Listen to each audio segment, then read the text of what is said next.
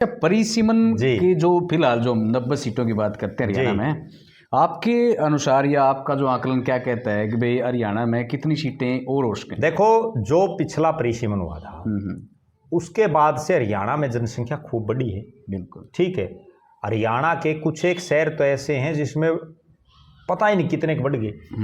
जब ये जनगणना होगी तो सही आंकड़े आएंगे। जैसे गुड़गांव की बात कर लें, फरीदाबाद की कर लें, सोनीपत की कर लें, ये जो दिल्ली के आसपास का इलाका है ना, इसमें तो बड़ी भारी तादाद में जो है जनसंख्या में वृद्धि हुई है, क्योंकि बाहर के लोग आए के बस गए।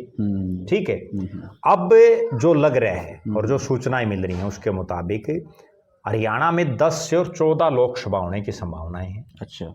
और जो, क्योंकि जनसंख्या बढ़ गई, और जो विधानसभा है वो 90 से 126 होने की संभावनाएं है। 90 से 126 हो जाएंगी। और उसमें जो है लगभग जो कुछ एक जिलों को छोड़ दें, इक्का दुक्का जिलों को, तो हर जिले में एक एक विधानसभा तो लगभग बढ़ेगी। इक्का दुक्का जो जिले छोटे हैं उनको छोड़ दें तो। सही बात है। और विशेषकर जो विधानसभाएं बढ़ेंगी वो बढ़ेंगी आपके गुरुग्राम और फरीदाबाद। अच्छा, वहाँ तो ऐसी संभावना है कि क्या पता 4-4 बढ़ जाएं, क्योंकि वहाँ जनसंख्या बहुत पहले से ज़्यादा है। पहले से 3-3 साढ़े 3 लाख वोट हैं विधानसभाओं में। सही बात है। ठीक है ना। अब तिगांव जैसी विधानसभा है, बादशाहपुर है, तो दूसरे जो हल्के हैं, अब अपने हिसार के आसपास के इलाकों में अगर बात करें तो यहाँ तो 1,60,000, 1,70,000, 1,80 तक के विधानसभा हैं। ठीक बात। और नारनौंद और जो है उकलाना या उचाना की बात करें तो वो 2+ भी हैं। ठीक है, लेकिन उन इलाकों में और ज़्यादा बढ़ोतरी है और ज़्यादा लोग बढ़ गए।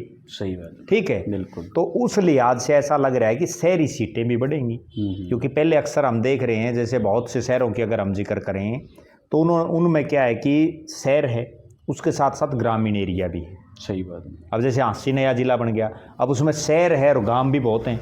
ठीक है, लेकिन अब ऐसी संभावनाएं हैं जब परिसीमन होगा तो हांसी शहर और उसके आसपास की जो छोटी छोटी ढाणियाँ हैं उन तक हल्का बन जाएगा। बिल्कुल, यानी कि भाई हरियाणा के नक्शे पे अब सीटें जो अपना एक राजनीतिक जो मैप है ना वो बदलने वाला है। बिल्कुल, वो तो बदलने वाला है। पहले भी बदले हैं, पहले जैसे 87 थी, 87 से 90 होगी, लेकिन जब 2006-07 का जो ये परिसीमन हुआ उस समय क्या था कि सीटों की संख्या नहीं बढ़ाई गई, सीटें उतनी ही रखी गई, लेकिन बहुत सी सीटों को तोड़ दिया गया। अच्छा, बहुत सी सीटों को जो SC रिजर्व थी वो ओपन होगी, कोई जो ओपन थी वो SC रिजर्व होगी, कई नई सीटें बना दी गई। और उस परिसीमन की एक बड़ी गजब बात और भी है, चौधरी देवीलाल ने जिन विधानसभाओं से चुनाव लड़ा था ना, विशेष तौर पर जैसे भट्टू थी वो तोड़ दी गई, गिराए थी वो तोड़ दी गई, चौटाला परिवार जिस रोड़ी से चुनाव लड़ता था वो रोड़ी तोड़ दी गई। ठीक है, नरवाणा जहाँ चौधरी ओम प्रकाश चौटाला जिस सीट से मुख्यमंत्री बने थे वो SC रिजर्व कर दी।